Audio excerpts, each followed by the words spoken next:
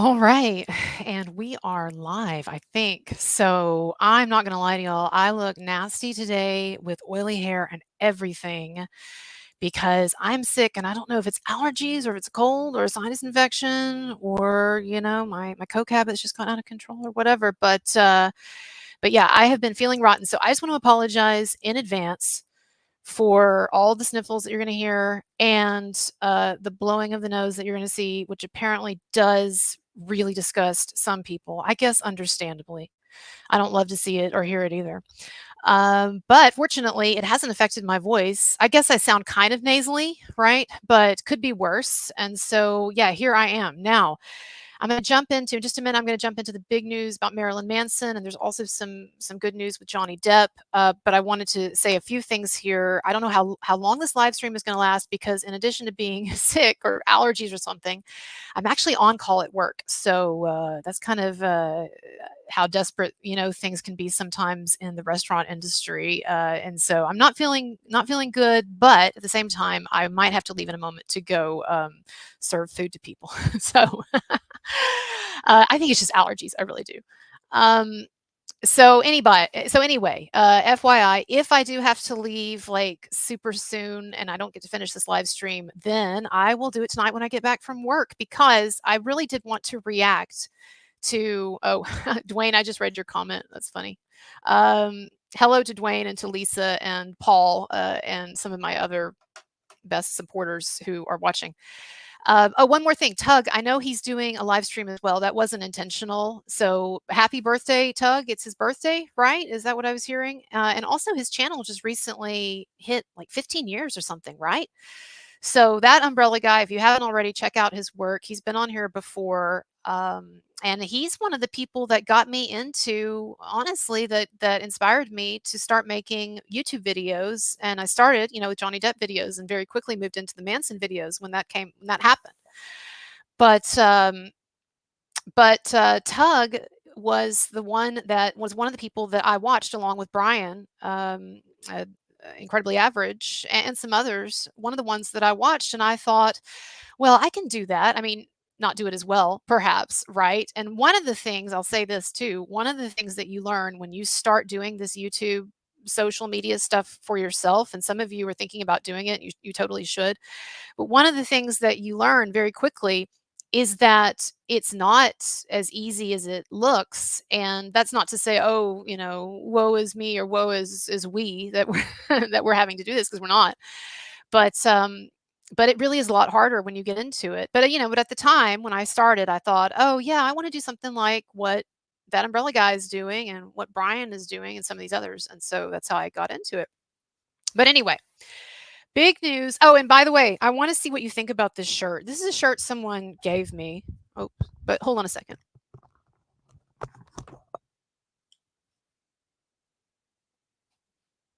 Yeah. Do you like my Nirvana shirt? No, it's who knows who it is. Somebody say it in the chat. Who are these guys really?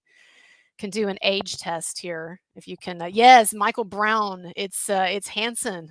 So yeah, so one of my friends, his name is he's on Instagram and stuff. His name is AB Dada, last name Dada, and he makes T-shirts in his like spare time. It's one of the things that he does. He's a filmmaker, but he makes T-shirts also, and so he made this, and I just think it's really hilarious because they kind of at first glance do look like they could be in a grunge band, with like the 90s styles and stuff, and then the blonde hair, almost Cobain-esque. But then yeah, when you get down to the Nirvana part. I've had some people, I wear this in public, sometimes, and I've had some people, they'll stop for a second because they want to be like, oh yeah, I love that band too. I love Nirvana too. And then they look at it for a second. They're like, what?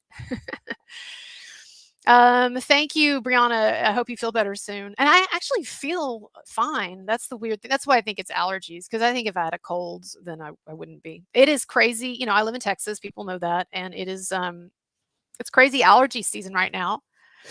And the other thing too is that we haven't lived here very long in the area of Texas where I live. And so some of you have really bad allergies.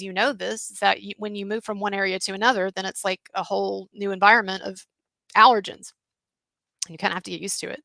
Okay, enough of that. Let me get to the point. So, Marilyn Manson, I just have to say, that I just totally got it wrong months ago about his the likelihood of him being able to land a contract with a label, a major label, and being able to perform at really big prestigious places and associate with, big name bands and basically get back into the swing of things. But I mean, it seems like he's been able to do it. And so, I mean, I feel bad saying it, but I was wrong. I really was wrong. And it's embarrassing, but I really just thought, I guess I read the moment wrong, but I thought that we were just as a culture, we were so in deep in this shit, this Me Too shit. We're in so deep with it, and everybody was so scared. Corporations especially seemed really scared to get criticism for supposedly supporting an alleged abuser or what have you. I just thought, and I thought he couldn't get insured. I didn't think these venues or whoever does the insuring would insure him. Because I know that, like, Robert Downey Jr., and there's some other examples I could think of, like famous performers who could not get insured because their personal lives were so crazy.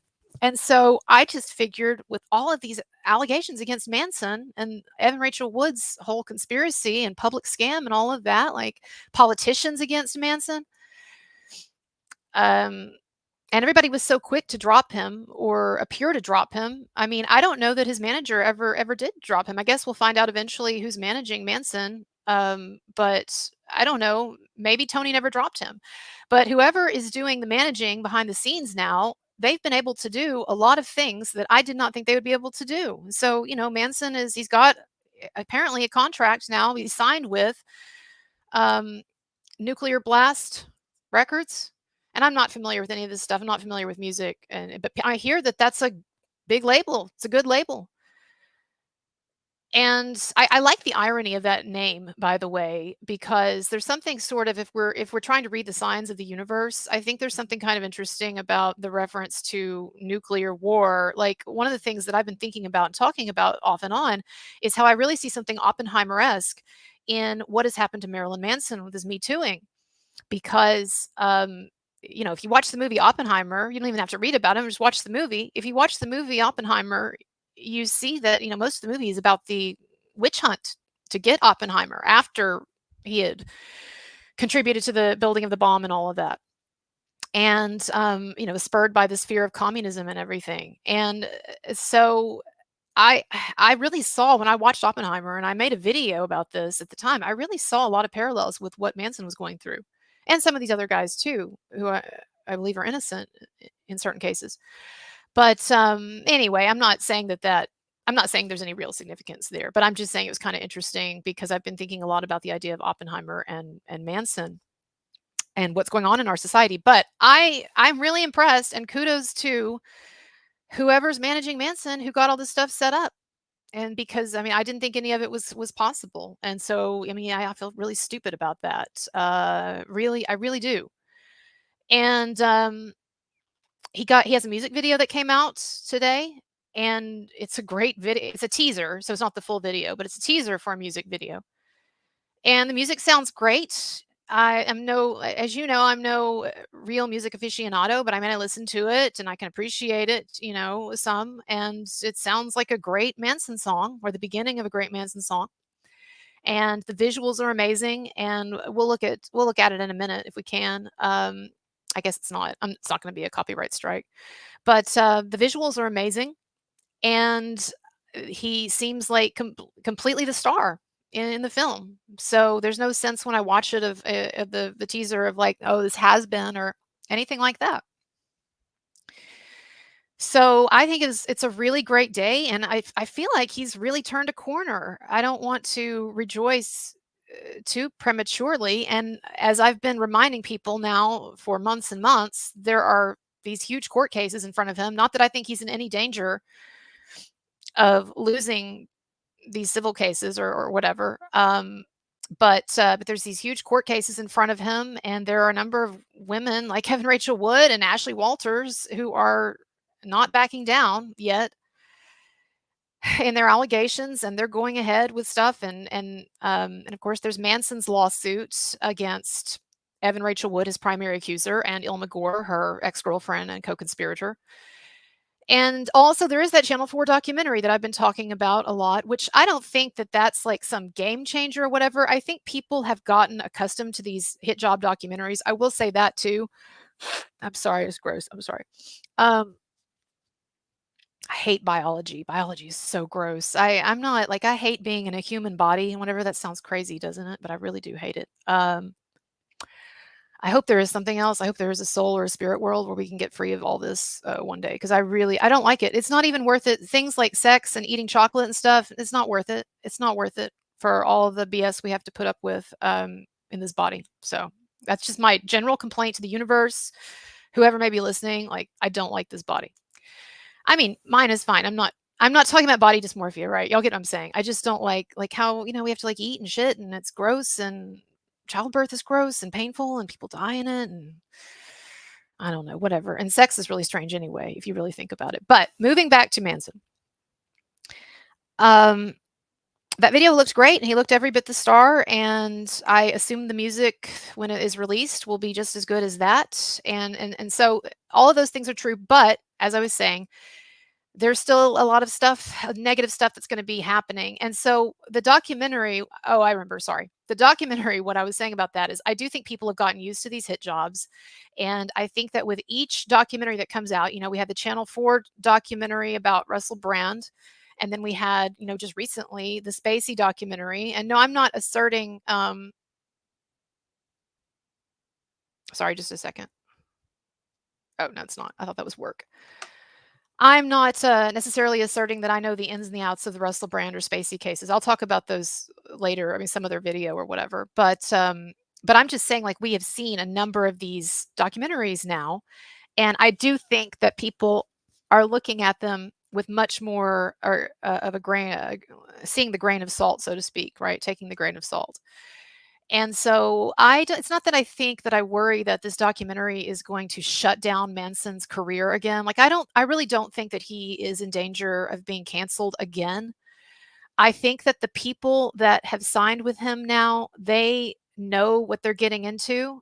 And that's one of the reasons for being hopeful about all of this is that apparently there are people with guts and with brains at some of these companies, whether we're talking about the record label or we're talking about Live Nation or whoever is insuring Manson, and certainly these bands that are going to work with him. Especially Five Finger Death Punch, but also the others who have taken some heat, Slaughter to Prevail, and then I know that the Funeral Portrait most recently, signed on to tour with him, and they've been getting a lot of heat from their fans. And look, it's mostly that these fans just don't understand. It's not like these are bad people out there who are turning on their bands, their favorite bands, but it's that these fans, a lot of them, like the message just it hasn't quite gotten out fully about the Manson stuff. And I don't want to ignore my super chats again like I did last time. I think there were one or two of you, and I'm really sorry that I didn't see. I'm not good with the super chatting. Dan Campbell says, "I'll be on soon. Promises, promise." Oh yeah, this is my friend. He's giving me a hard time. Shut the fuck up. Can't you see what I'm doing here? What was the other one? Where's the other one? Oh, hey, what's up? This is one of my OG fans, Silvano Cantale. I think you might have been maybe the first person to donate to me, and been here really the whole time because you're a big Manson fan, right?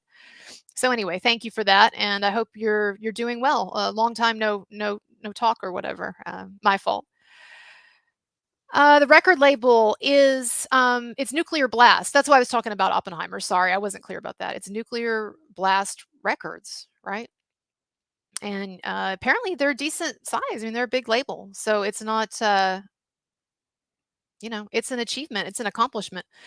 Dan Campbell says, "You make total sense, Kurtz. Having to eat, go to the bathroom, deal with physiological cycles we've no control over, and allergies. I hope the transhuman community is right and we get some body upgrade." Elon Musk is certainly working on it, isn't he? Oh man, I do recognize just as a small deviation here that my attitudes about these things and about having children, and I'm very pro-abortion and stuff like that. I do recognize that these stem in part from being a depressive person. You like, I can never guess you suffer from depression the way that you look right now. I did put on makeup though, so making an effort. No, but I do think that there's this book and it's called, wait, let me get it right. Um, and it's called, I believe, "To Never Have Been," and it's quoting something, some famous saying, that it's better never to have been than to be born, or like the greatest boon is to have never been, or whatever. But this is a philosophy book, and the philosopher basically in this book, he basically deconstructs the idea that life overall is a good thing, human life overall is a good thing, and certainly that having children is a good thing and all of that. And basically he says that when you look at life and you look at the discomforts of life versus the comforts, and you look at the sadness and the dissatisfaction versus the happiness and all that, what you find is that it's much more weighted on the side of the negative stuff. And so my point being, though, that one of the things that he, in an interview I saw with him one time that he addressed was, the interviewer said, "Have you ever been diagnosed with clinical depression?" And this philosopher didn't want to answer it. He didn't want to answer it, of course, because then people will say, "Oh, well, you're just, yeah, of course you're depressive, so you have this depressing view of life, right?" And so I do recognize that, but yeah, I really don't. I really don't like biology. That's probably why one of my favorite movies, my favorite horror movie, is the Cronenberg movie The Fly. If you are a fan of horror films and you have never seen, sorry, one second. If you are a fan of horror films and you have never seen the Cronenberg remake of The Fly, the one with Jeff Goldblum, I still think that's one of the most horrifying films ever made. If you really get into the concept there, I think it's interesting.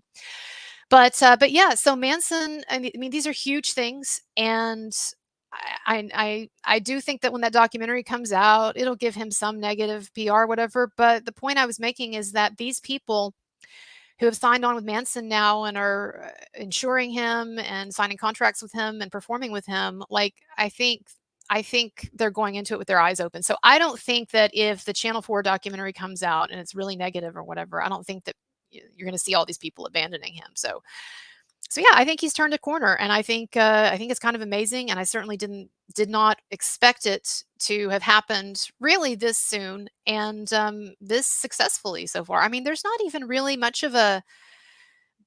a fight even being put up really by the media, or by Evan Rachel Wood, or by the accusers who are still left, who haven't flipped or whatever. Like, there's not much of anything being said. In fact, it seems like the most criticism, the most complaints are coming from some of the fans of some of these bands that are going to be touring with Manson, like the Funeral Portrait thing. And like I said, it's people who just don't know, right? And so maybe that is sort of, maybe that is a purpose for those of us who are online doing social media and trying to make a difference for the truth in this, in the Manson situation. Maybe that's kind of a goal we can shoot for, is just continuing to keep the word, out there, get the word out there. So maybe slowly over time, some of these people that haven't yet gotten it, haven't heard of it, they'll learn about what's really going on here. I do not keep up, though, like I probably should, with the legal stuff. And that really is, the Manson cases and Marilyn Manson Uncanceled are really two resources that you should be, if you're interested in this and the development of the case, that you should be looking at. But my sense of things, for those who want to know, is that things are kind of that they're moving really slow. And that really nothing has changed from what it was several months ago. Now, there's been one development that some people have been talking about online, and that is that Manson's assistant, former assistant, Ashley Walters, remember, she was the one who stole his car and wrecked it and got a DUI and all of that. But, her case had been dismissed due to a statute of limitations, because the stuff that she alleges, it happened a long time ago. And she then came back and said that she'd repressed all of these memories from these things that she said that happened in her 20s, when she was, as an adult woman, when she was employed by Manson. She claims that these horrible things that she only just recently remembered in time to, then to file her lawsuit, that these had been repressed memories. And so things had happened to her in her 20s, and she had repressed them for years. And she only remembered them when Evan Rachel Wood started talking about this stuff and started, basically putting together a documentary and stuff like that. So I obviously think that is ridiculous. And repressed memories, talked about it before, repressed memories are viewed with extreme skepticism now in mainstream psychology. And that doesn't, I'm not saying that that necessarily means anything, because there are a lot of ways in which mainstream modern psychology is so, I think, off. And I think that, unfortunately, as a little aside, I think Freud has gotten such a bad name, and has come to be associated with so many negative things in modern society, that I see people like Candace Owens and other commentators just trashing Freud. And, the other day, Candace Owens, maybe a month or so ago, but Candace Owens posted something on Twitter to the effect of that Freud was just a perverted cokehead or something like that. And and it's like, people just, I don't think they've really read any Freud. Honestly, I really don't, because Freud's work covered so many things, and he was such a pioneer when it comes to the psyche. I'm sorry, I know I'm getting off here, but I just want to say a few things about Freud, because I've read a lot of Freud and I've taught Freud in college literature classes. He was such a pioneer, and he established concepts that we still all pretty much believe in and go by today, like the idea of an unconscious.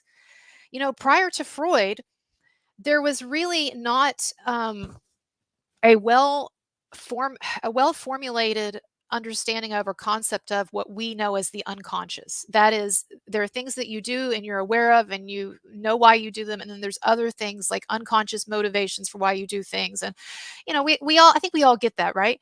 But that was revolutionary in Freud's day. And there were so many things. The idea that childhood, that experiences in childhood were foundational for the adult that would then come out of that, that was Freud, and that was revolutionary. I'm not saying that people didn't realize before Freud that if you beat a kid up, it's going to become an aggressive adult or a fucked up adult. Yeah, of course, people got that, but they didn't get it theoretically. They didn't get it the way that we have internalized it as a society, the way that we now understand childhood and the effect that it has on adulthood.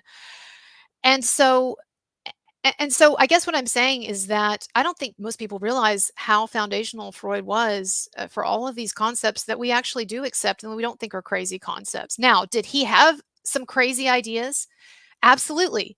If you look up the biographies of famous pioneers in surgery, that is some of the first surgeons, people to cut into the human body and to do what we would think of today as like pre-modern surgeries. Think of like the Clive Owen show, The Nick, that used to air on Showtime, right? About that 19th century surgeon. There were a lot of things that they fucked up. There were a lot of people that they mangled, and there were a lot of like crazy techniques that ended up being wrong and what have you. But that doesn't mean that they were just doing a lot of just totally terrible self-destructive or totally terrible destructive things.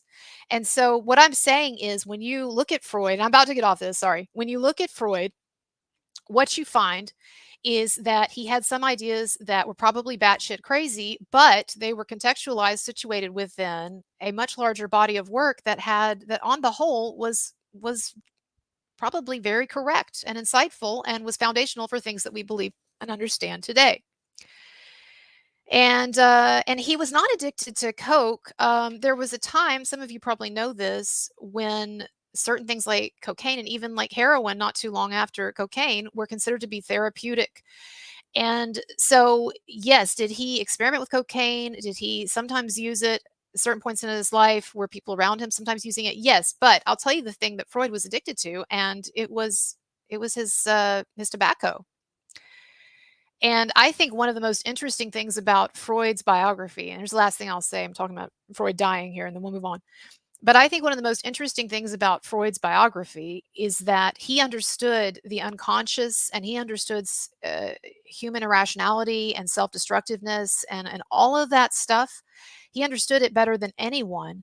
And yet, when he found out that he had cancer, from the tobacco, like his whole side of his face ended up basically rotting. But when he found out that he had cancer, he couldn't stop smoking. And back then, people didn't quite understand the link between cancer and smoking so much. But he knew it was hurting him. He knew it was killing him or whatever, and he could not stop. And so even after part of his jaw was removed because it was infected with cancer, even after part of his jaw was removed, he was still like It's not funny, but it is kind of.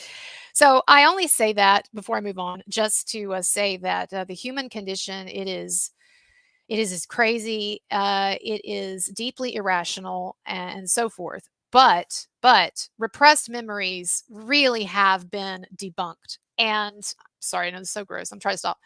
Repressed memories really have been debunked. And I think that the most that we could say is that there are cases where children do repress memories because, as you know, it's hard to even remember a lot of stuff that happened in your childhood, right?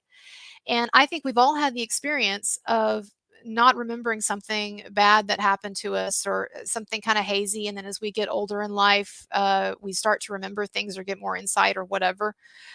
But I'm talking about in the Manson situation, I'm talking in this case about a woman who was well into adulthood. She was in her 20s. She was a photographer, she was doing artsy stuff and whatever, and she did not experience all of this abuse that she claims and then just put it away. And all of a sudden, when Evan Rachel Wood brings it up, then she's like, "Oh, I remember, I remember. It's just it didn't happen." And of course, we know that there are plenty of other reasons to think that these women are not credible. Um, so I think it's gonna be I don't even wanna make predictions anymore on the Manson stuff because I feel like I got it so wrong months ago when I was so really frustrated with the fact that he did not seem to be moving. I mean, in terms of, like, PR or whatever. And I was really frustrated, and it's sad that I got it wrong, but I did get it wrong. But on the other hand, sad for me because I look stupid. But on the other hand, it's great for Manson. And I don't know who worked these miracles or what's changed, or maybe people in society have just gotten sick of Me Too and believe all women and all of that. And as much as we all hate sexual assault and rape and abuse and all these things, I think people are wising up to the fact that we need evidence and also that there are a lot of people out there, unfortunately, crazy people or whatever you want to call them, manipulative people, disturbed people. There are a lot of people who will lie about this stuff. There are a lot of women who will lie about this stuff. And there is a media that is complicit in this because it wants to push this narrative as hard as it can. And we've seen that with Rolling Stone, and we've seen that with other reports about Manson, and probably with the Channel 4 documentary, and we'll see to some degree. There's a media that wants to push this particular agenda, and they don't care about the alternative story or the truth, right? So anyway, I want to take a quick break. Let me see, make sure I haven't been called in. Yay, have not. Okay. So I want to take a quick break because I do feel really disgusting continually wiping my nose. For those of you who just come on, I don't know, I'm got allergies or sick or something. But anyway, I'm going to take a quick break for 5 minutes, and then if you want to come back, I'll be talking more. I'm going to dig up quickly the new Manson video so we can watch some of that because I have a few things to say about the images in the video, and maybe some of you have some ideas too. I want to talk, and then I want to talk about Johnny Depp because I know I made some people mad with the Johnny Depp stuff a couple of weeks ago, and I was like, today when I was about to get on the stream, but I was running late, I was thinking, "Oh god, I can't be late because I've been criticizing Johnny Depp and people are mad." They'll be like, see, you're late too." I was 5 minutes late. But anyway, I know I upset some people with the Johnny Depp stuff. I'm going to talk about that just a little bit. But the main thing with Johnny Depp is that he's gotten good news today too. There was a big cover story in Us magazine about him, and it's a really positive story. So I don't know if this is indicative of a larger change in the media that's going to happen, like they're finally dropping this shit and getting on board with public opinion, or if it's an outlier or whatever. But it was a good story, and it also had some good things that are coming up in Johnny Depp's future that it mentioned. So okay, I'm gonna get off and blow my nose and come back in like 5 minutes or so if you want to continue. Thank you, everybody. Be right back.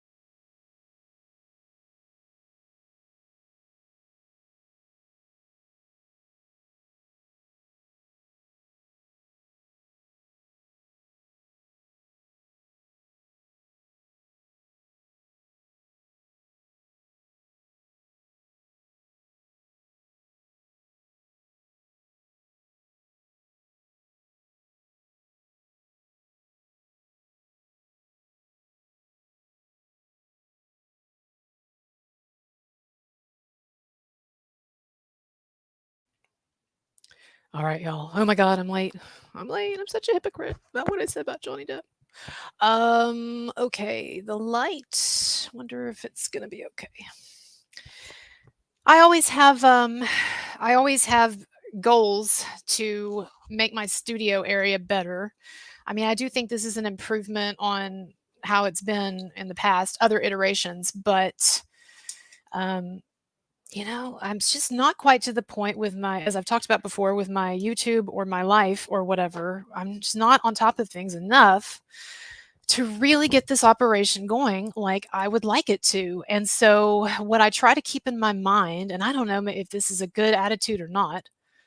Hold on, let me take this off. What I try to keep in my mind is just this idea of not letting the perfect, I'm going to put on a little lip liner here, seriously, because I look washed out otherwise. Uh, Not letting the perfect be the enemy of the good. And I just have to make peace with, in some ways, how like shitty or imperfect my operation my operation is right now with my YouTube stuff. And and having a job, a real job, and giving that the attention that it deserves, and not looking at it as like, oh, this is just something that I'm doing. I'm talking about my waitressing job right now, right? My serving job. Oh, this is just something that I'm doing because the YouTube thing is not working out like I wanted it to, or it's not bringing enough money. But like, no, this is where I need to be in life right now. And also, I'm lucky to have this job in a lot of ways. So anyway, I like serving. I like waitressing. I've talked about it before. I like it better than teaching in a lot of ways, and people think that sounds crazy. Some people do when I say that, but I like the variety of like doing, when you're on rounds, so to speak, with a waitressing or serving job. You're kind of always moving around, and you talk to people for a little while, and then you go and you put the order in, and then you go here and there. And I don't know, it just kind of, to me, it passes the time well, and also it actually can be, and people who've done this job before, some of you I know have worked at restaurants, this is very true. It can be more intellectually taxing than what I do on YouTube or what I did in the classroom, because it takes intelligence to keep all that shit in your head and keep, orders straight and know sort of how to manage your time and to manage other people. And it's so I what I always say, when this subject comes up at work sometimes, or certain situations where people will say, "Wow, this is like a big change from being a teacher," is that I say, like, I don't think a stupid person can do this job. I really don't. I've never worked with someone who was a good server or a good waiter or waitress, who was not really smart. And so, there's just different kinds of smarts, and it's not all book smarts in life, that's for sure. But my point being, with all of that, is just that I'm trying to have sort of the Zen attitude about things with YouTube and with whatever I'm trying to build with social media and everything. Sort of a Zen attitude about things will happen, it's a cliche, but things will happen if they're supposed to, when they're supposed to, and trying to enjoy the ride wherever it's going. Even if it ends up one day, I look at it and think, well, that was sort of a quixotic adventure there that really didn't end up being really successful, objectively speaking. But it was an interesting ride, and I'm glad I tried. And I know this is a cliche too, but I really, one of the sort of biggest principles that I try to live by in life is, um, trying to live my life from the perspective of how I think I'm going to feel at the end, looking back on it. And I know one of the things that I would really be upset with myself about is if I didn't try with something creative, because I felt like, even though teaching was fulfilling in a number of ways, and I do think I taught a lot of really good stuff. I tried to be a good teacher, and I didn't wasn't like politicized or anything like that. But I felt like it was not nurturing my creative side. I felt like my creative side was really stifled, and I felt like I was really bored. It's sad to say that, and maybe that makes me a bad teacher. But I was really bored a lot, especially toward the end doing it. So it was just time for a change. But I don't want to get to the end of my life, what I'm saying is, and look back and say that I didn't try this. So a lot of what the attitude I'm trying to have right now with things, and thank you for your super chat. I see it. I'll read it a second. The attitude I'm trying to have now with things is like just trying to be at peace and calm, and also try to just enjoy it, instead of feeling like, oh, it's not getting where I'm wanting it to go fast enough, or oh, I'm having to juggle a lot of things and all of that.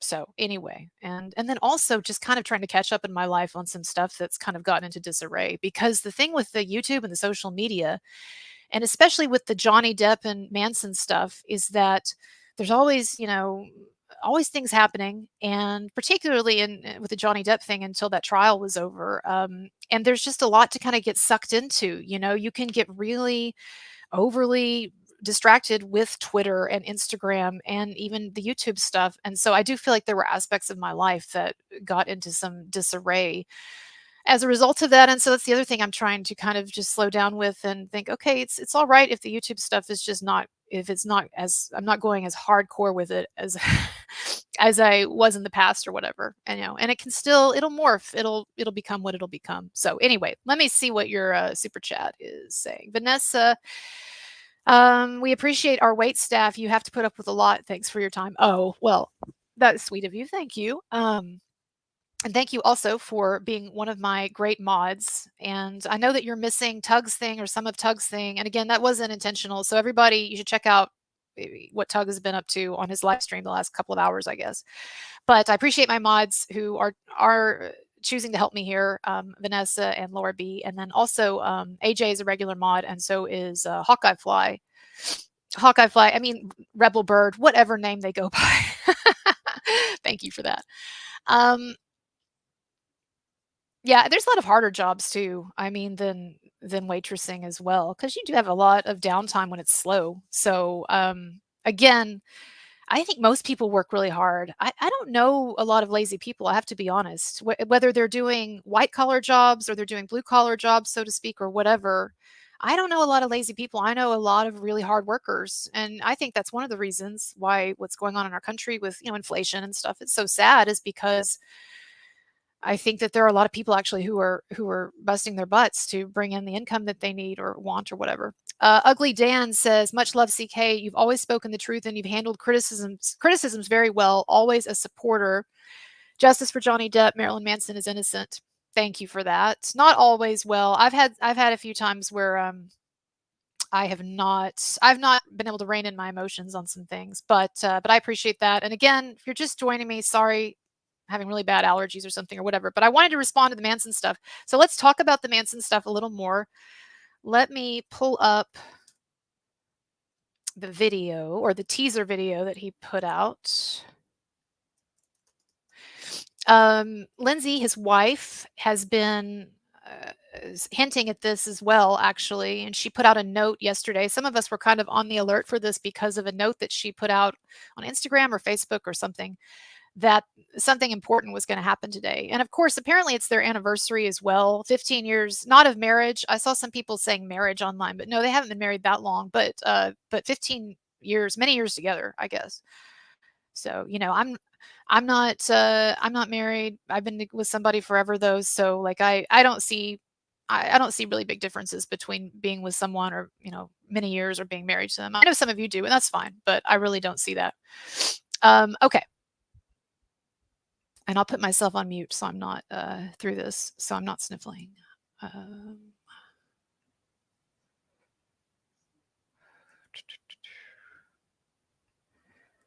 Okay.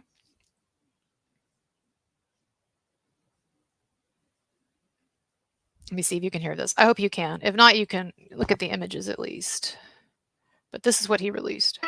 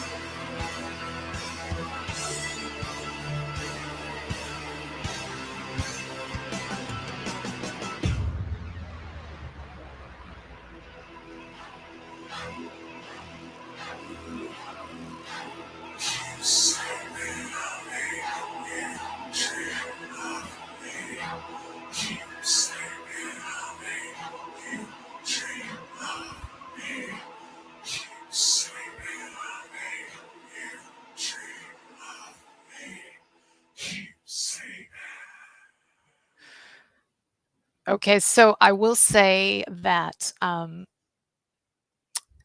StreamYard really sucks when it comes to, listening to audio from other sites. So if the audio sounds if it's hard to hear, if it's that's why. But, and somebody asked me, "What is he saying there?" So, am I getting this right? Those of you who know this, at the end, he's saying, something like, "Sleep, but you'll dream of me?" Give me the exact lyrics, somebody. So, anyway, you can tell me in the comments what you think of that. It is, just a teaser, but I thought that the visuals were amazing. I thought that the song, I mean, as much as we could hear, I thought it was really powerful. It sounded almost, like an anthem in a way, until it got quiet and he was whispering. It sounded like an anthem. And so that's great. It sounds like big and bold and powerful. And the images were like top notch. You know, it looked like a really well directed, well formulated, designed video. Now, I did not, some of the imagery, I think it would be really interesting to see people's interpretations of it. I assume, so this is what I was getting from it. You tell me if you think I'm wrong or whatever.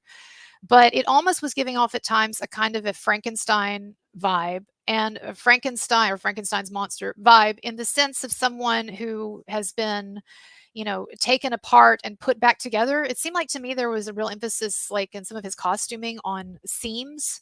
I'll put it back in a second and play it again. But on these ragged seams that he'd been like stitched up basically, and then you see him sort of almost like on a kind of like a table laid out, and you can see like some of the blood. It reminded me of Hellraiser too, actually. If you've ever seen the horror movie, the Hellraiser movies, when people are resurrected, um, it's very bloody and everything, but the parts that you see first are the like some of the blood vessels and stuff. And so I kind of was getting that sort of a vibe of like, rebirth, right? I mean, it's not that hard to get, right? Rebirth, being coming back to life, and but also maybe being in some ways like still like damaged from what you've been through. And so I think that it's interesting, the like the sort of the Frankenstein's monster sense of it, and again like the some of the rough like stitching or whatever, and the idea of someone who's still putting himself together after what he's been through. I mean, with being canceled and what's been happening the last few years.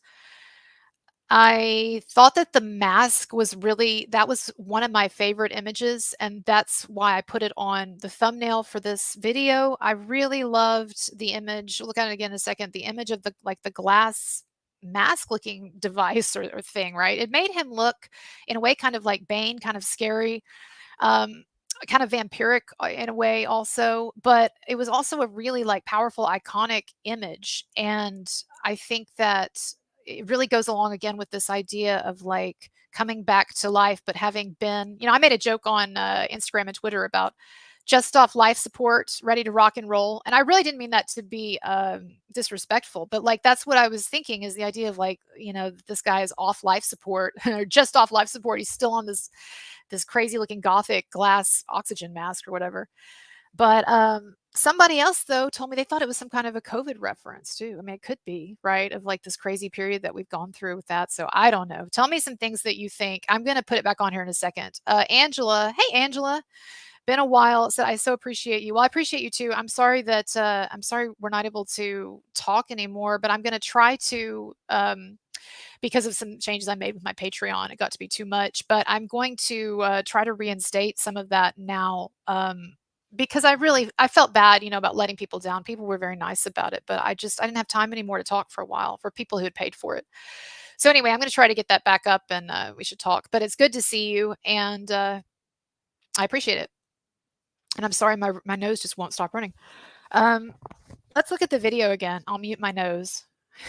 Look, I'll take myself off the screen this time, and I'll make it larger so you can see the video. 1 second. And then we'll talk about, I want to talk about a few controversial things, and then we'll talk about Depp a bit, and then someone want to talk about Spacey at the end. I mean, it all depends on like how long I can go before I just become ridiculous with my runny nose, I guess, or if I get called into work, but that hasn't happened, so it probably won't. Okay, let me find this again. By the way, if you don't follow Marilyn Manson on Twitter and Instagram, I think you should, because he's been putting out more stuff lately. So I know it was dead for a while, but but he's been doing it. This is where he's announcing most things. And so if you follow him and you follow his wife, Lindsay Usage, I'm sorry, it's ridiculous, but I don't know how to say the last name. But follow her as well because she introduces or hints at a lot of things like this. Okay, here we go. I'm gonna make this bigger.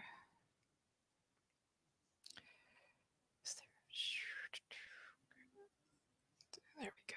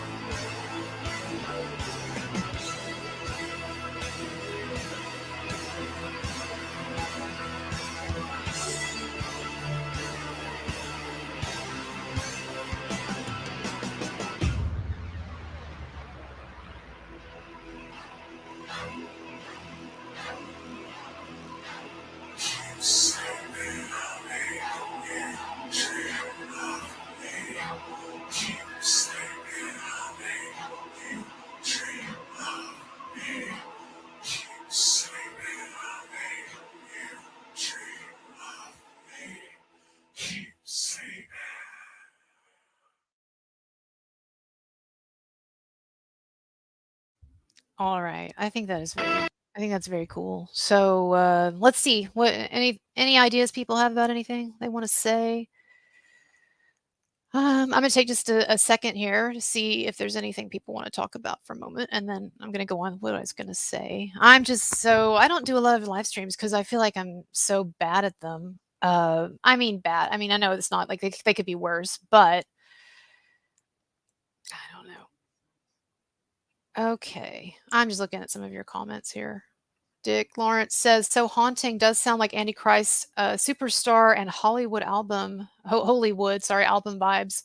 I think the lyric is keep sleeping, I'll make you dream of me." Yeah, I like that.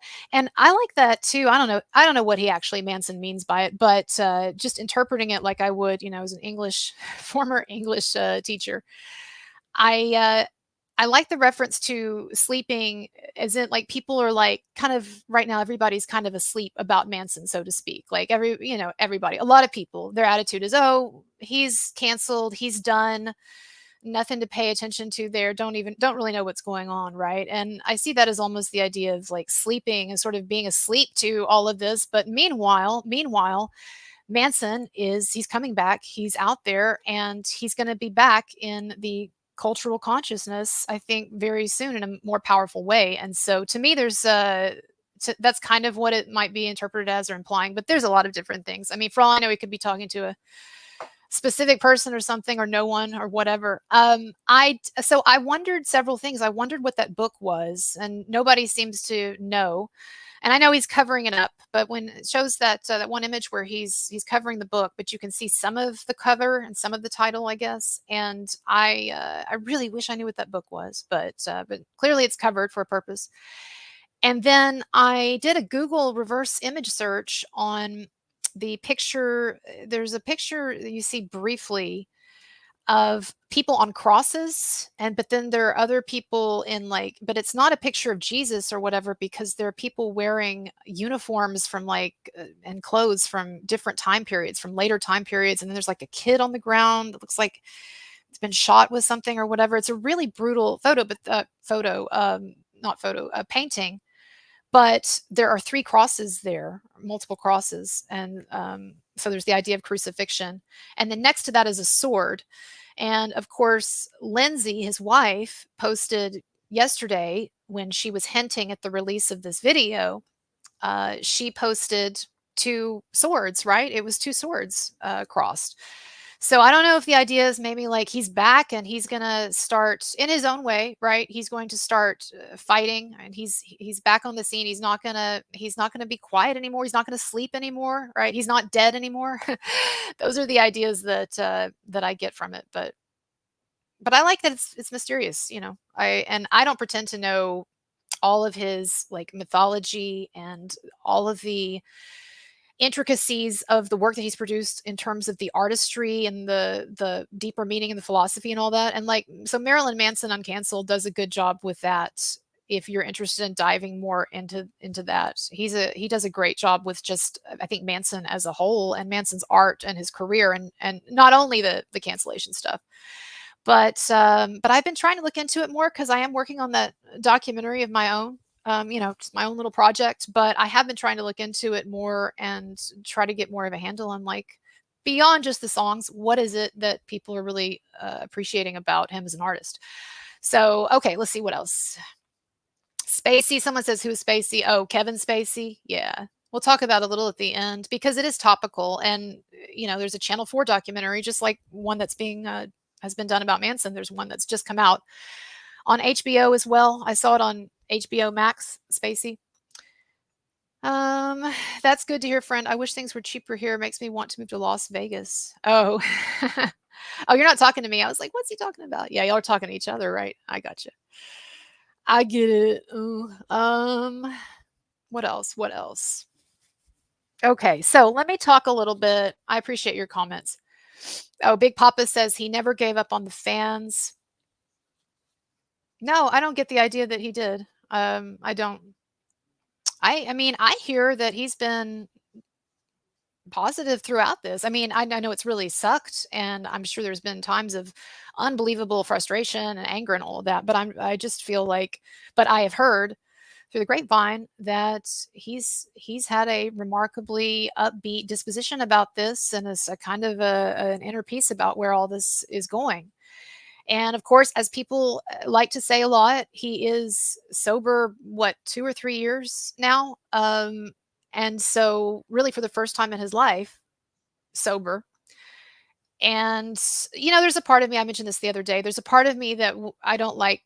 Sometimes when I see people touting that a lot, like on social media and stuff, there's a part of me that thinks, is that really good? Because it can make it sound like, oh, he was just this nightmare before he got sober, right? But thank God he's sober now. And so we don't have to worry about him doing bad shit. But I know that's not how people intend it. What they're saying is, this is a guy who has maybe finally found a peace that was eluding him throughout his life. And not that he has deserved what's happened to him with this cancellation, because as y'all know, it's a big conspiracy and it's a Me Too hoax, and it's absurd, and it's very unfair that he was canceled for a while. But that things in life, they can work for our good. Sometimes even the greatest suffering. I have trouble accepting that a lot in my own life, but I do see the logic, and I do see that, or I do hear that that Manson is actually the happiest or most contented or whatever that he's ever been. I mean, who knows, right? I hear a lot of chatter, but that is what I hear. So music is magic. Yeah, I'll agree with you on that. Um, please don't shout in the chat. Oh, I was like, what is she talking about? Oh, yeah, the all caps. Keep the all caps to a minimum. All right, so I wanted to talk a little bit about some controversies, and also just address some of the comments. My nose, I'm so sorry. The comments that I get, some of the negative comments I get on Reddit, because I teased that. And we'll talk some about Johnny Depp too. So, several things. How do I want to say this? So the Reddit comments, I've talked about this before, but Marilyn Manson Reddit has, they don't spend a lot of time talking about me, actually. I don't want to sound like pompous and self-concerned here, because they spend like the vast majority of time talking about other Manson related stuff and not me. But I scroll through there regularly, and they will, sometimes people will post when I have a new video that comes out or something like that, or just in general, just like critiques of me. And I know you have to take all of this stuff with a giant grain of salt, and I would say that it's useless for me to respond to some of these critiques, except that I do feel like I don't take a lot of time on my channel sometimes to sort of explain, like, beyond sometimes talking about the financial angle, I don't take a lot of time to explain, like, some of the quandaries that you find yourself in when you're trying to do something like this. And this might be applicable to a number of you who want to start a YouTube channel, or you want to start social media stuff, or whatever, because some people have talked to me about that. And so what you become really aware of pretty quickly, and you find this in business too in general. I mean, I think this is true for any business. And again, I'm so sorry about this, people who are joining. Like, why does she look like a bum? But I am kind of sick today, or allergies or something. You become very aware very quickly that every choice you make, and this is not brain surgery, right? But every choice you make has a downside. And so any direction that you go, you're going to perhaps gain some followers, but you're also going to alienate other people, right? Because it's just impossible, or almost impossible, to please everyone or almost everyone. And there are certainly some artists like Taylor Swift and stuff that have managed to have like much wider appeal. And so I know there's some Taylor Swift haters, but in general, I think like she's pretty popular and okay with most people, right? And then you have other people, other artists who are extremely controversial, and there might be a lot of people who hate them or misunderstand them, right? And we think about like Manson during Columbine and all of that, and the aftermath of Columbine. But their controversial aspect is also the thing that attracts the viewers and the fans that they and the supporters that they have. And so in some cases, maybe it's good to be really controversial, even if it alienates most of your viewership, if it is energizing, really energizing a significant portion of people in some way to watch your stuff religiously, or if it's donation based, to donate or click on your videos on YouTube, or whatever. And so then you throw into that. And I'm sorry if this is tedious, but I want to explain this before I get into some of these critiques, and then we'll move on. It's a live stream. I don't do these very often. And so there's a part of me that's like, now that I'm here and I've got time and I still haven't been called into work, so hopefully that's not going to happen. I might as well just put a lot of material out here, and people can go if you get bored or whatever. Some people do like longer live streams, like 2 or 3 hours.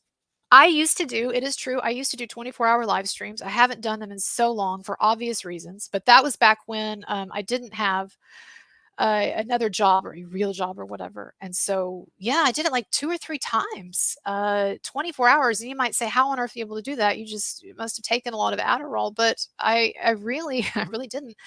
It's kind of like, once you get into, even though I don't really like streaming, once you get into the mode, then I don't know, there's enough adrenaline that it just sort of carries you. But I would take breaks. I would take, like sometimes take 30, 45-minute, hour long break. But no, I haven't done that in a long time, just because I couldn't handle that now. But anyway, back to the point.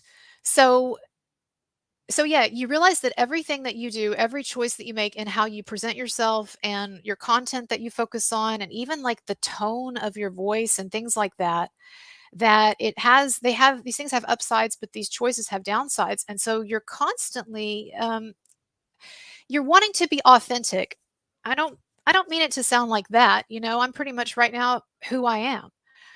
But even being authentic, even trying to be yourself, there are still lots of choices that you have to make that are just kind of like strategic choices. And so the point I'm making is that one of the things that some of these Redditors were complaining about or observing was, they said that that my stuff is too clickbaity, that the thumbnails and the titles, and I'm paraphrasing, but the thumbnails and the titles are too clickbaity, and that they make you think that there has been a much bigger development than there really is. And also the idea that I'm too aggressive toward the false accusers. I am too sure of myself that Manson is innocent, that this is a hoax. And the other critique, a big critique that I saw, was that I have a very know-it-all. I have a very know-it-all tone, condescending know-it-all, something along along those lines. Now, there's other things too. People doubt that I was not originally a Manson fan, and that somehow, basically, what I'm trying to do is obscure the fact that I am and was Manson fan, so that people will not think that I'm biased. So just to kind of answer all of these sort of together, and I think it'll give you some insight on things. YouTube and Twitter and some of these others, as you know, they're algorithms, and maybe it's the algorithms or it's just what people want, but they favor in your face, aggressive content. videos that have more aggressive thumbnails and titles. I mean, you can see this with some of the other content out there and people that I admire, right? Like I was talking about Tug earlier. And the reason for that is that that's the content that the algorithms push out. And I guess that people tend to click on more. And so the problem with one of the problems with YouTube is that, as you know, it only exposes you, the viewer, unless you've got your notifications on. And even then, it can be weird. It only exposes you to a small sliver of my videos. It doesn't push out every video that I make with the same enthusiasm, or it doesn't expose it to the same number of people, and people don't click on it as much or whatever, right? And so I think that because some of my viewers who are not like my most diehard viewers who don't get, every notification or whatever, I think that because a lot of my viewers, the only videos that they're getting pushed to them from YouTube are the really like aggressive, loud, oh my God, Evan Rachel Wood lost her child, all of all of these types of really aggressive videos. I think that people think that that's all that I'm putting out. And I see comments too, people saying, all she ever talks about is Me Too cases and how men aren't guilty. I mean, if you really watch, my content, just even this live stream, you would see that that's not the case. But again, that's often the content that really gets pushed out or that gets clicked on. And I think one thing that people just don't want to admit is that they themselves want this content or they're responding to it. It's kind of like people, don't want to admit that they watch porn, perhaps, but a lot of them who say they don't probably still do, right? And so it's like, oh, I hate how clickbaity things are, and I hate how aggressive it is, and yet that unfortunately is the nature of the medium that we are dealing with. And in a lot of ways, it's incredibly toxic. But you do really have to ask yourself when you're trying to do this. You have to ask yourself, what is the compromise line between what you would ideally want to do and what you kind of have to do to get more views and more attention.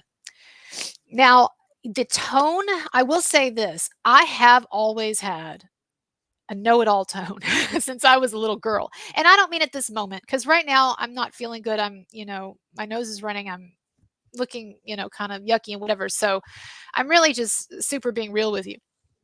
But the satirical tone, as I would like to put it, or the sarcastic tone, that is what's really in right now.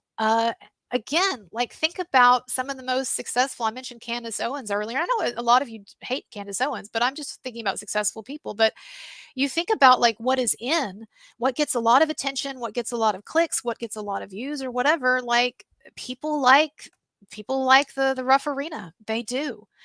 And so and so I have noticed that the videos that get the most attention for me are the ones where I do take on a harder tone. People, and there are a lot of people who really like it. And they're like, "Oh yeah, you give it to her, girl. You give it to her," right?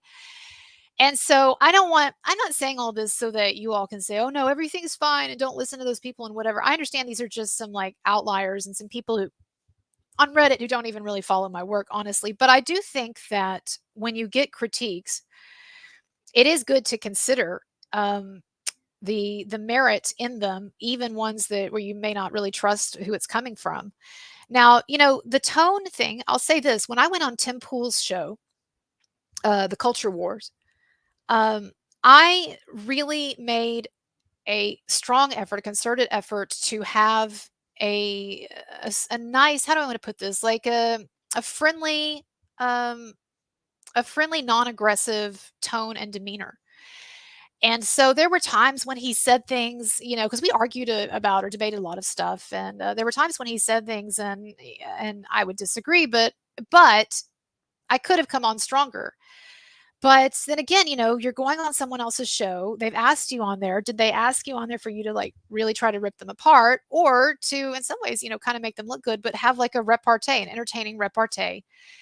And I, by my nature, actually am not a screamer or a sarcastic person. Like in my normal life, just relating to people. I mean, yeah, I have a sense of humor, but the image that I put out there, or sort of who I am in some of these YouTube videos, it really is just the nature of the genre in a lot of ways and where it's at. And that might be toxic. I don't know.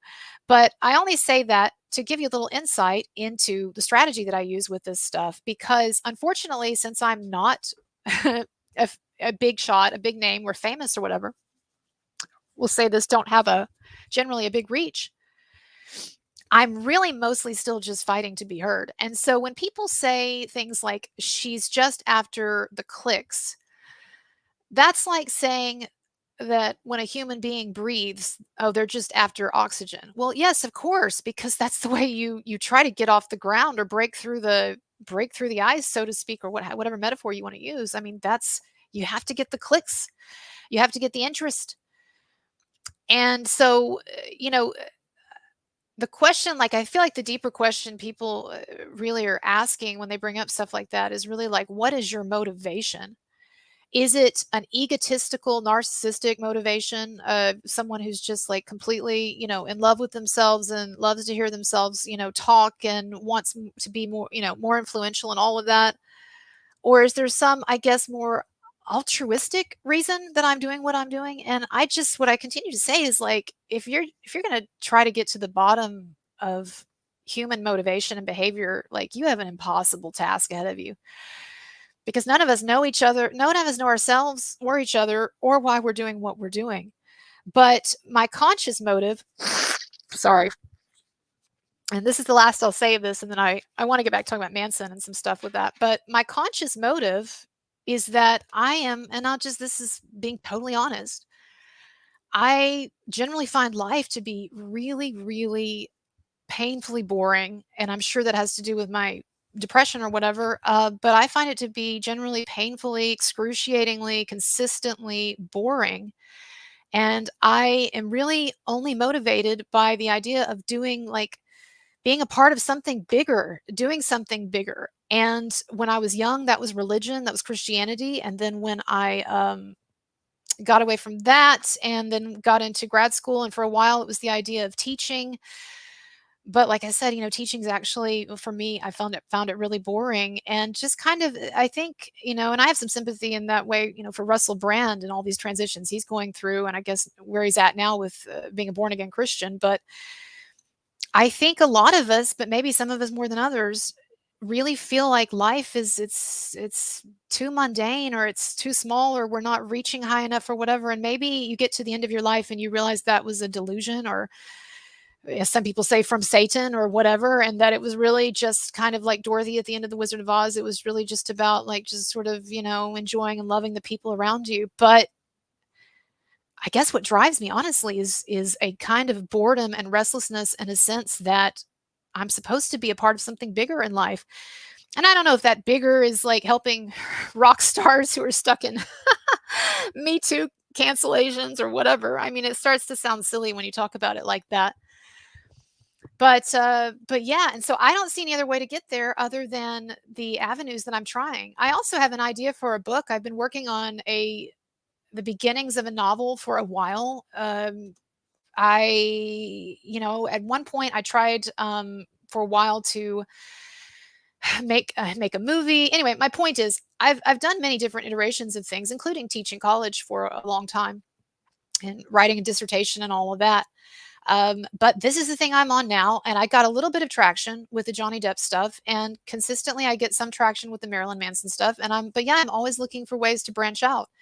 And one of the things that the one of the Redditors said is that, and this seems to be like sort of a consistent complaint among a number of people, that, oh, well, she used to be cool, and but now she's really just like trying to be an influencer, and she's latched onto a lot of political causes that I can't stand, and all of that. And I guess what I'll say to that is, I really am truly, you're right, trying to figure out what the next step is in this YouTube stuff, because I mean, the Manson thing, I'm going to continue covering that until it's reached a resolution. But the Johnny Depp thing, that's over. And in a lot of ways, like, a lot of the content that I was doing and focusing on really fell off with that. And so, and yeah, you get opportunities. I was asked, it was so nice of them, so cool of them, that I was asked to go on Tim Pool's show. They're more interested generally in political content. There have been some other things going on sort of behind the scenes, of things that I've been hoping to get on or do or whatever. Political, I don't mean in the sense of like going on and becoming some kind of Candace Owens, right? I mean, my views are too eclectic for that, but I'm talking about like, and with academia and what happened with the Harvard president and all of that DEI stuff several months ago. Like, that was something that I felt like I really wanted to talk about because I had been in academia and I'd seen a lot of that stuff firsthand.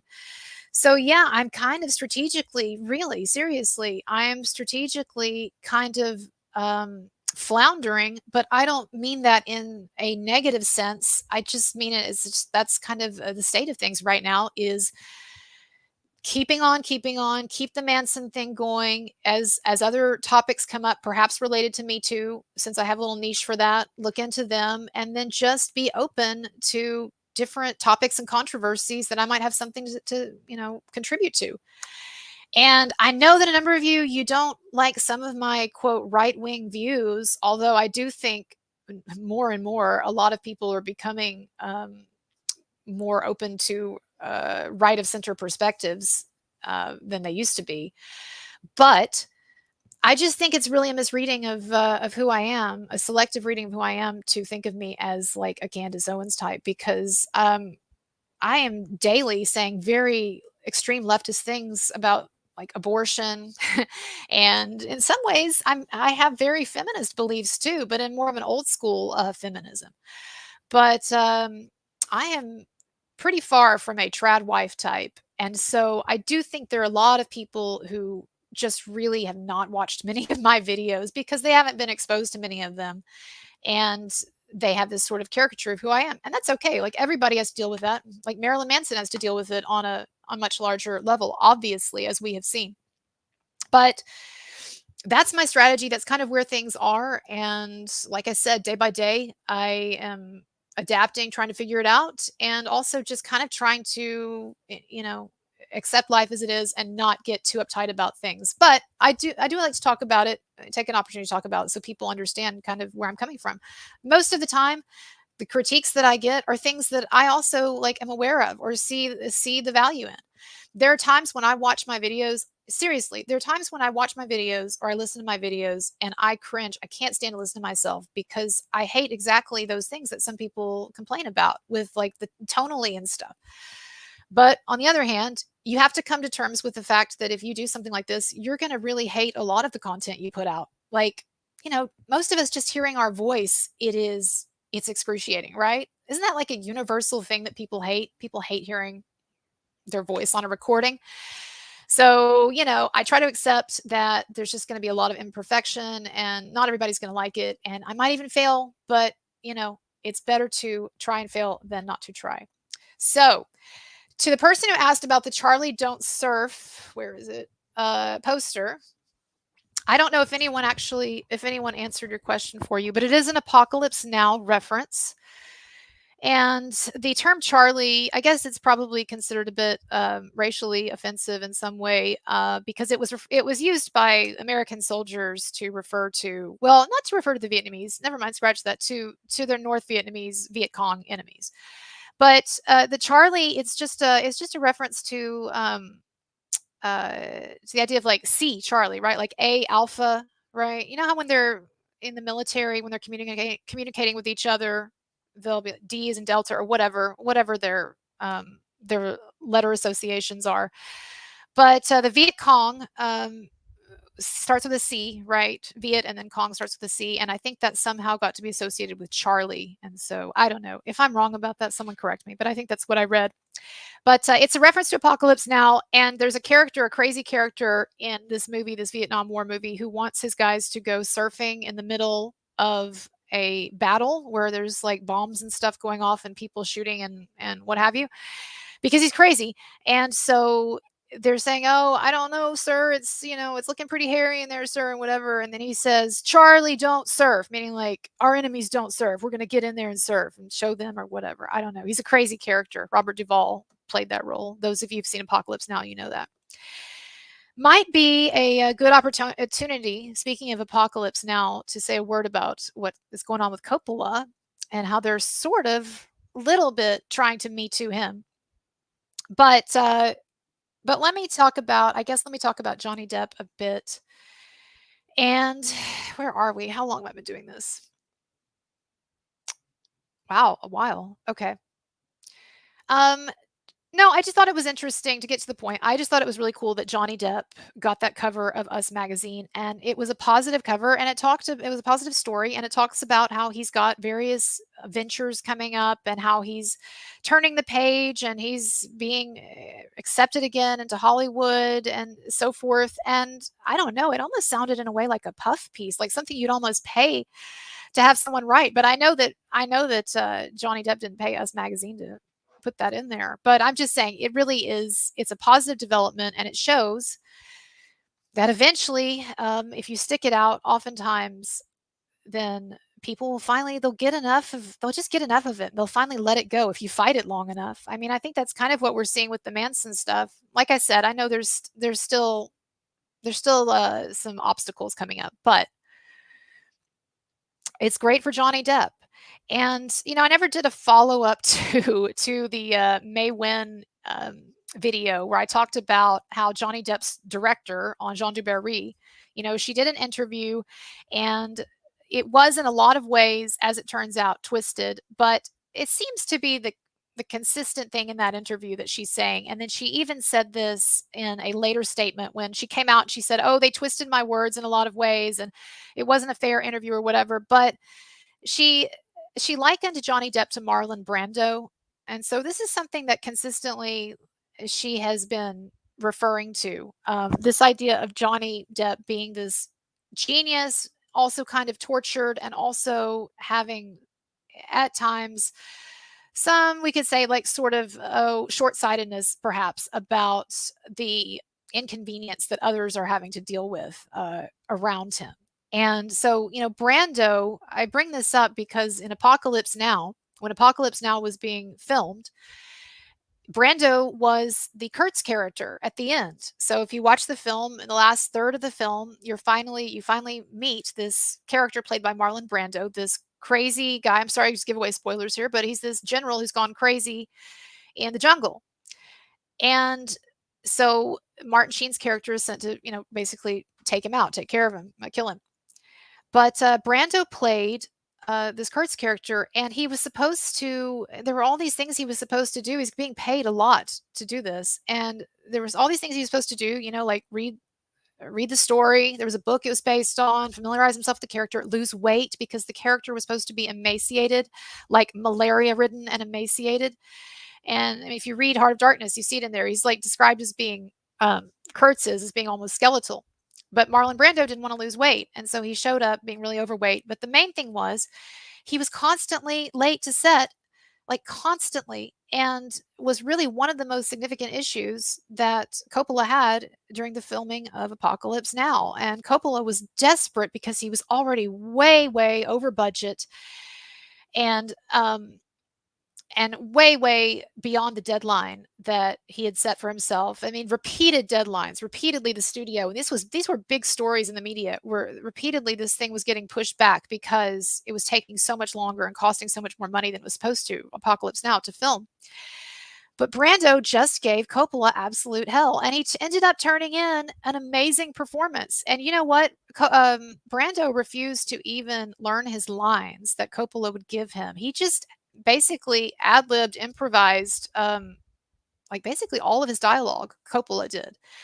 And so some of the dialogue turned out to be really brilliant, and I think it works really well. And so it's a case of like something that should have been a disaster, just kind of through some kind of like kismet magic, coming together. But my point being that when May Win, when she came back after the interview and clarified for people, "Oh, they took me out of context, the title is wrong," and et cetera, she did make reference to Brando. And I think what she's trying to say there, that Johnny Depp is like Brando, I think what she's trying to say there is, look, y'all, he's got amazing gifts, and he's an amazing person and in a number of very positive ways. But also, like everybody, he's got some weaknesses. He's got some issues, particularly the kind of weaknesses sometimes that people with an artistic gift, genius, will have.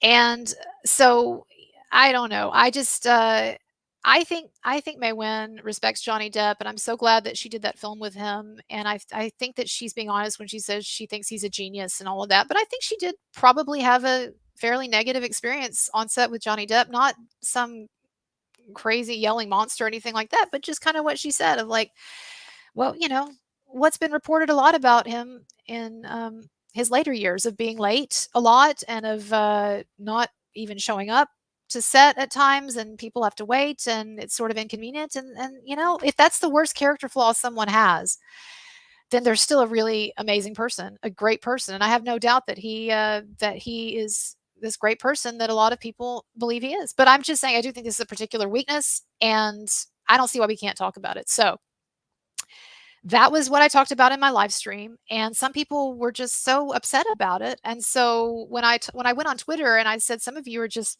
basically in a tizzy over nothing, I'm sorry. I wasn't trying to be condescending or aggressive, but I was just like, y'all, seriously, like, this is what Johnny Depp has to worry about, is me discussing an interview where he seems to be called out for being late a lot, I mean, so anyway, I don't know. Uh, all right. I think I can do another half an hour before my sinuses just completely close up. Already, it's hard for me to even like really kind of hear myself. So if you want to stick around, when we come back, I'll talk a little Spacey, Kevin Spacey. I will talk a bit more about Manson stuff.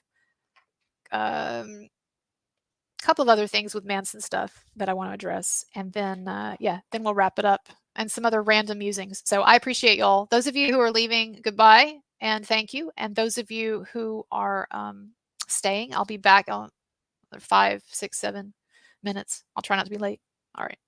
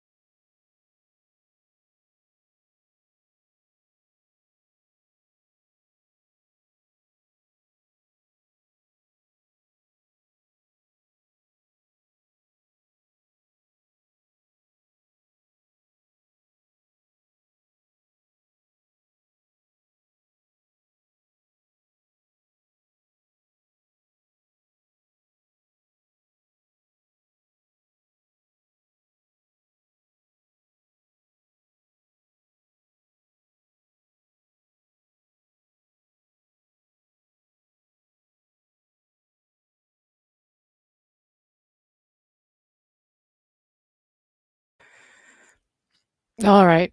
So I'm back. Um, this may be seriously the worst that I've ever looked on YouTube, but some of y'all were with me way back in the day when I got into a not so insignificant car wreck and had a pretty big gouge on this head and stitches and everything. I didn't come back on the air immediately because I looked so bad. But that was kind of funny when I started doing videos again with like the stitching. Speaking of Manson, right, looking like Frankenstein's monster. Um, what else with the Manson stuff? Let me think. So, oh, and I never addressed this. The thing with I've talked about this a lot, but I guess people just they don't. Some people don't hear this or they don't watch my videos to see this. I've talked a lot about the Manson the fan question of whether I was a fan or not, and I've explained it ad nauseum. I have said that I was aware of him decades ago in the late 90s and early 2000s when he was, at his apex at that point, and that I knew and liked 6 of his songs.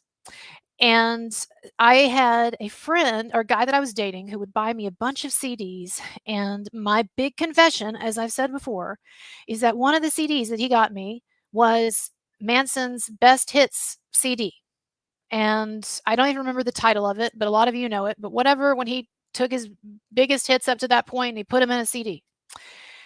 And so I liked 6 songs on that, and I listened to 6 songs on there occasionally. And that is the extent of my Manson fandom.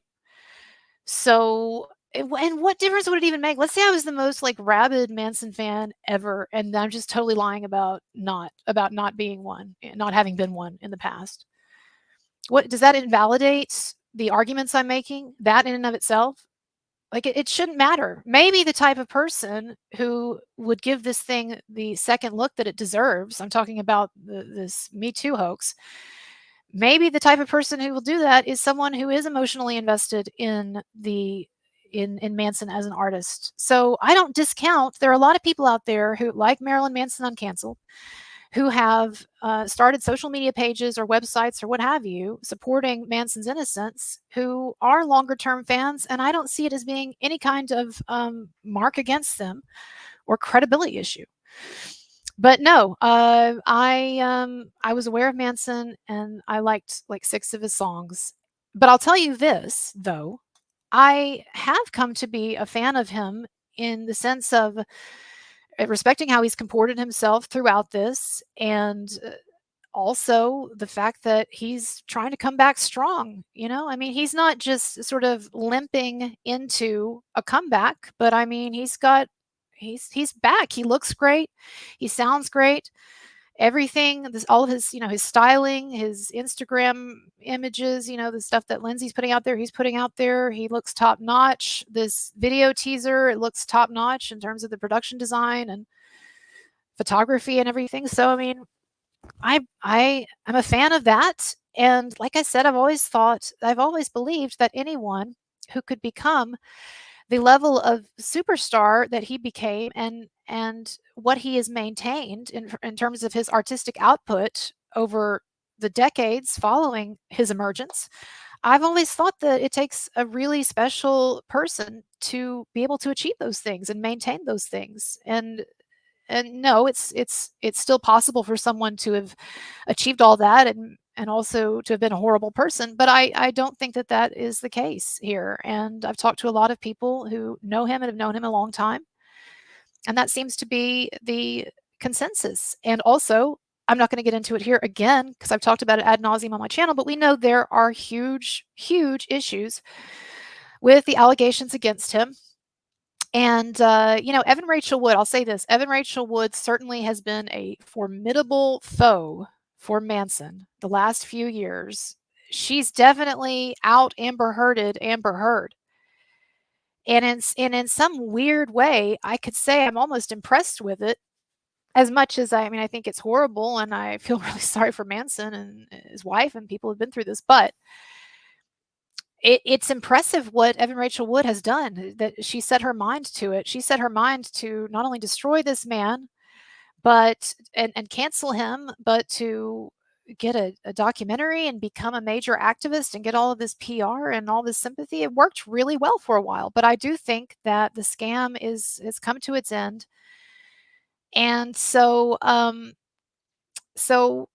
I have a lot of sympathy for Manson on that, and I believe that he's innocent, but I'm just sort of tired of the question of, am I a fan or not? I really am. I'm not. I was not some big Manson fan, but I can't. It's impossible to convince people of that. So I'm just going to blow my nose really loud. Sorry. Okay. Enough of that, though. Enough of that. What I'm interested to see, I guess, with Manson is how much pushback does this documentary that's coming out create, assuming it's a really negative documentary? Does it create any pushback? And does Evan Rachel Wood, does she continue to remain pretty silent? I mean, she has said nothing. I think one of the most shocking things about the way the situation is turning out, and something again that I was really wrong about, but I've said this before. I thought that as Manson started to emerge professionally, reemerge, I thought that this woman would be on the warpath and would just be constantly haranguing on Instagram and having surrogates out there, speaking for her even, and really trying to turn up the heat on some of these companies supporting him and people who are playing with him and in as many ways as she could. And she has just been totally quiet. So I've talked about this before. I'm not going to reiterate it. I think maybe what's happened with her, unless there's something going on behind the scenes legally that we don't know about, but I don't think there have been any big developments there. I think what's happened with her is like this just isn't playing well for her professional career. There was this window, Me Too, post Me Too, where people felt like it was positive. It gave them positive PR to go out and accuse other people of assault and abuse and what have you. And I think it's just in that respect, I do think the worm has turned. And I think that it's probably been pointed out to her that this persona is a liability for her, and it's something that, and this continuing fight with Manson, and it's something that's creating uneasiness on the part of people who might otherwise hire her. And I don't know. I mean, I've heard something about she got dropped from something recently, but I don't know if that's true or verifiable. But in my mind, the only reason she would shut up, unless she's just somehow lost interest in this, but the only reason she would shut up about all this is if she's facing some kinds of consequences for it. So we don't know exactly what those are, but I would just be really surprised if this whole Me Too victimhood shtick is playing as well for her as it was originally. And certainly, I think it has to have been disappointing in comparison to her expectations, because I just continue to believe that she thought Manson would more or less just have to roll over and that nobody would question her side of things, and that she could just take this as far as she wanted and just reap all the positive benefits and the positive PR from that, like some modern day Joan of Arc. And she's gotten some good PR and she got, some dopamine hits for a while from it, but I think all that's over. So if Manson is lucky, he can just continue, do his tour, do his headlining shows as well, which he has headliners now. There were people online when Five Finger Death Punch, when that show was announced, who were saying, "Oh yeah, but it's not a headliner. Manson is just in a supporting role." And someone even came up with this visual, this meme, this visual aid, and it was a flyer or a poster advertising Five Finger Death Punch and Marilyn Manson. And it said, supporting act Marilyn Manson. And someone even put in arrows there. See, do you know what supporting means? It's not a headliner. No one's going to let him headline. See, supporting. Well, now he does have some headlining gigs set up in some great places. In fact, when Till Lindemann goes on tour with his show, basically same time as Manson, he'll actually be playing in some of the venues that Manson is going to be playing at, right? And so these are like very much legitimate venues that he's headlining in. So hopefully he can just continue with that and put out music and go in whatever creative direction he wants to go in, and he'll just have to worry about the legal albatross still around his neck with some of these civil suits and with his suit against Evan Rachel Wood. But I know I hope he can get through that okay. And again, I think these companies and these people who are standing with him, I think they know what they've gotten into here. So good for them for being smart and being courageous. And let's hope it works out. So, final thing, I want to say a couple of things about Kevin Spacey and Coppola because they are in the news. So there was this Vultures article I saw, and it said the headline was Francis Ford Coppola, the director of Apocalypse Now, and also the director of this highly anticipated movie Megalopolis, which will be premiering actually at Cannes Film Festival tomorrow. And I've heard all kinds and read all kinds of things about it's going to be a terrible movie. It's such an embarrassment. It's a sad end to Coppola's career. And then oh, it could be like the next Apocalypse Now or Godfather or whatever, like, some of his greats. And he said Coppola has said that he believes it's the best movie he's ever done. So, that's some stiff competition with a few films at least. But anyway, apparently there was a Guardian article about Megalopolis, and it quoted off record a source that said that Coppola was too old school in that he would give some kisses to some of the female cast members. Particularly, he was preparing them for a particular scene. It was a dance scene or something. But he's accused of being old school, of running his film in an old school way. And then the worst thing that's alleged about him in terms of the Me Too stuff is that he gave some, it sounds like kisses on the cheek to a few women. Like, to me, I guess what I'm saying is, to me, it is so obviously such a reach that they're trying to get him on this, or they're trying to make him look bad with this, and they're alleging that this elderly, now in his 80s, Italian director who's very emotional and passionate, whose wife actually just recently, his beloved wife just died, like a week or two ago, but that he's way out of line and he's harassing women by giving them, a few of them, some kisses, some light kisses in preparation for a scene. I don't know. I just think we're also over this. Now, the Spacey thing, I posted on Twitter a couple of weeks ago that I am really intrigued by Kevin Spacey's crisis PR, or the approach that his team is taking to the PR situation, because Spacey has been out there posting regularly on Twitter refuting some of these new claims in this new Channel 4 HBO Max documentary. And it's a 2-part documentary. And so I watched it because I've seen Spacey out there refuting this. And Spacey actually went on Dan Wootton's show. I know we don't like Dan Wootton from the Johnny Depp stuff, but Dan Wootton gave Spacey a platform for an hour. It was a long interview. It was a long conversation. It wasn't just a short, 5 or 10 minute, did you do this? But like, they really got into it. And boy, it really seems like Kevin Spacey's, the case against him, the cases are just so problematic. I mean, we know that he's already been cleared by 2 different juries in 2 different countries. The Anthony Rapp, his main accuser, Anthony Rapp, it turned out that he lied or misremembered a ton of things. He said that this incident occurred in Kevin Spacey's bedroom, upstairs bedroom. It turned out Kevin Spacey didn't even have an upstairs bedroom. It was a studio apartment. I mean, just all these things that he lied about or got wrong, the main accuser. And then this was replicated apparently in the UK trial, where there were all of these lies and inconsistencies that came out with his accusers. And so I watched this HBO Channel 4 documentary just the other day, and he is accused in this.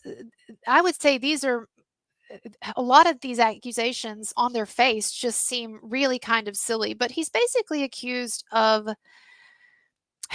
sexually harassing some straight guys that he worked with on projects like extras or so forth, and harassing them in the sense, and this is what these men described in this documentary, in the sense that he would come on to them, and I don't mean come on like throw them on the ground and start raping them or whatever, right? But he would come onto them in some ways, like touching, like maybe putting a hand around, or in the more extreme cases, sort of really leaning into these guys. Um, so in my mind, it's like some of it you could say at the very worst is like boorish behavior, but particularly decades ago, this is stuff that it really doesn't rise to the bar of what I think of when I think of assault.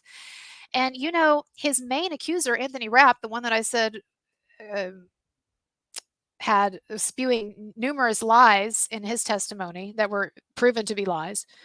But Anthony Rapp only accused him of coming upstairs. Said Kevin Spacey came upstairs to Spacey's bedroom, and Anthony Rapp at like 2 in the morning was sitting on his bed watching TV. So you go to a party and you go sit alone on the host's bed until 2 a.m. And then he said that Spacey came in, apparently thought that Rapp like wanted something, right? Sexual. He's lounging on his bed, and Spacey was totally drunk and came over and put his arm around him and kind of lifted him up on the bed.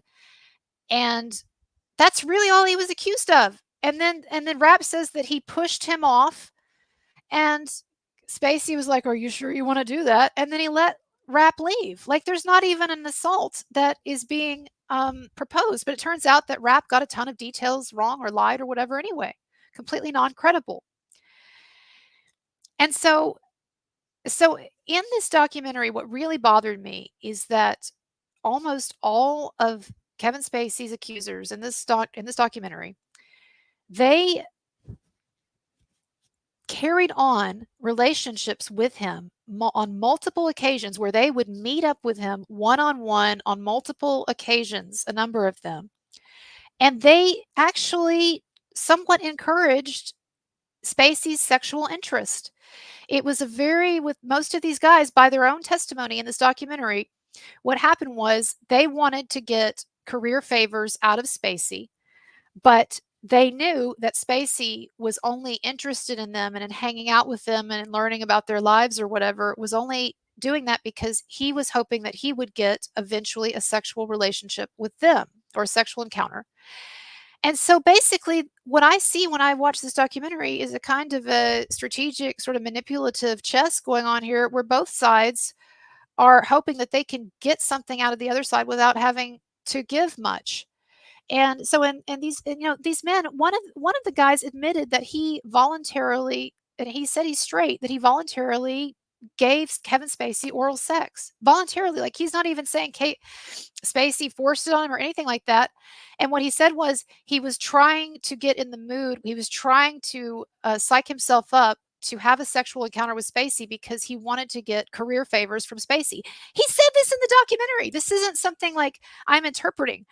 Like that's what's amazing to me, is if you watch the Spacey documentary, it's supposed to be such a takedown of Spacey, but the accusers, they're all like these guys, very obviously slimy, manipulative guys, and they admit that they were encouraging him.